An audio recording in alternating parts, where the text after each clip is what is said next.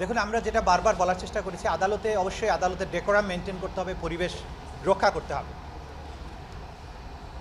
আসামি পক্ষের আইনজীবী ক্লেইম করার চেষ্টা করেছিলেন যে তিনি একজন সিনিয়র আইনজীবী, অথচ আমরা তার রেকর্ড ঘেটে দেখলাম তিনি 2025 সালে বাংলাদেশ সুপ্রিম কোর্টের হাইকোর্ট বিভাগের আইনজীবী হয়েছেন, অথচ তিনি দাবি করছেন তিনি একজন সিনিয়র আইনজীবী, তাকে রেসপেক্ট করতে হবে।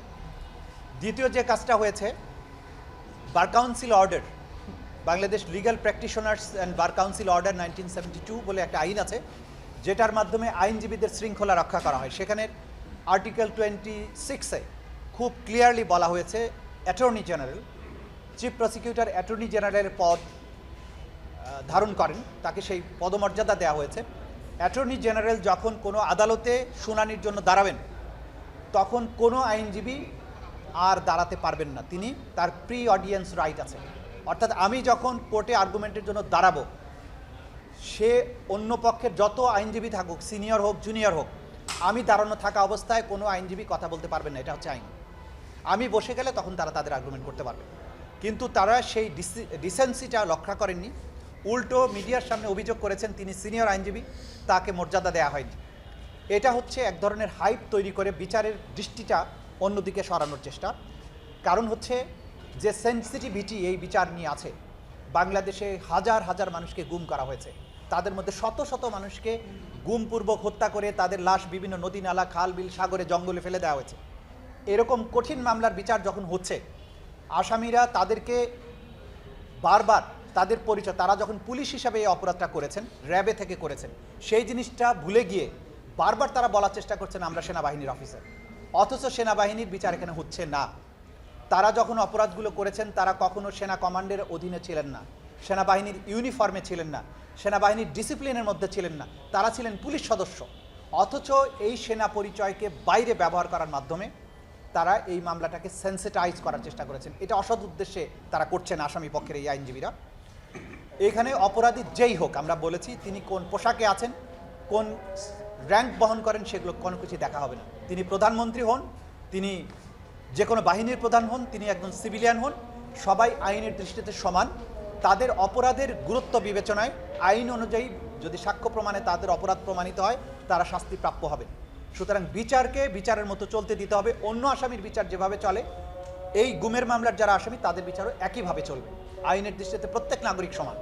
সুতরাং এই ধরনের সেন্সিটিভিটি তৈরি করার উদ্দেশ্য হচ্ছে তারা আসলে মামলাটাকে লম্বা করতে চান, টেনে নিতে চান। তারা বিশ্বাস করেন যদি বেশি সময় তারা নষ্ট করতে পারেন, তাহলে হয়তো তারা এই মামলার দায় থেকে রক্ষা পাবেন।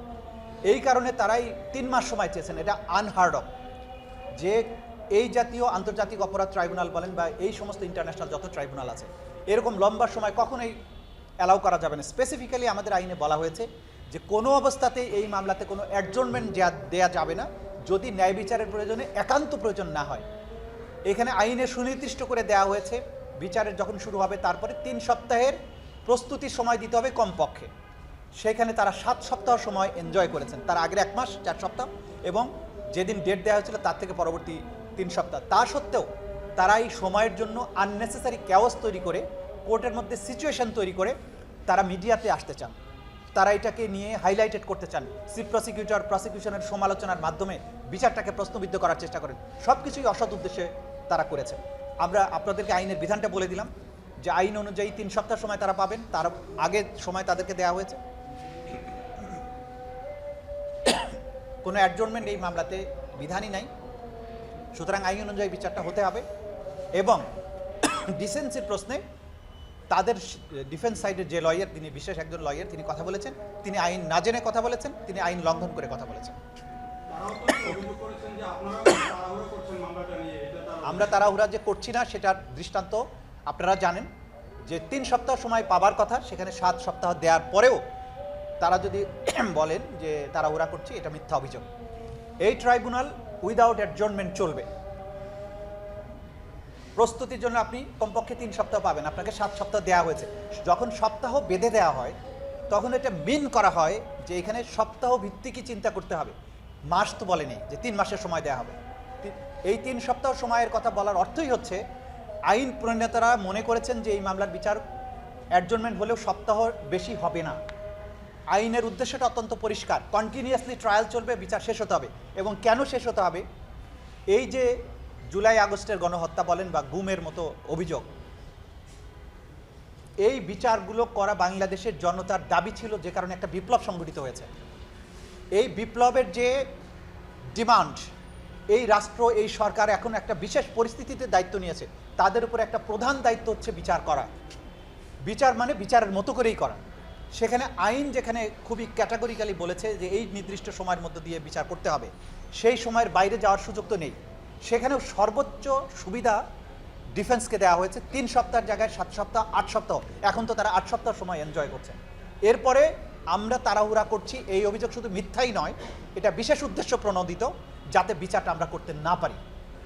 আমরা ডিফেন্সের যে ধরনের রাইটস আইন অনুযায়ী আছে সবই তারা এনজয় করছে। তারা যদি আইনের বাইরে কোনো কিছু চান এবং সেটা যদি না পান, তখন যদি প্রশ্ন তোলেন, তখন তাদের উদ্দেশ্য নিয়েই আমরা প্রশ্ন তুলব।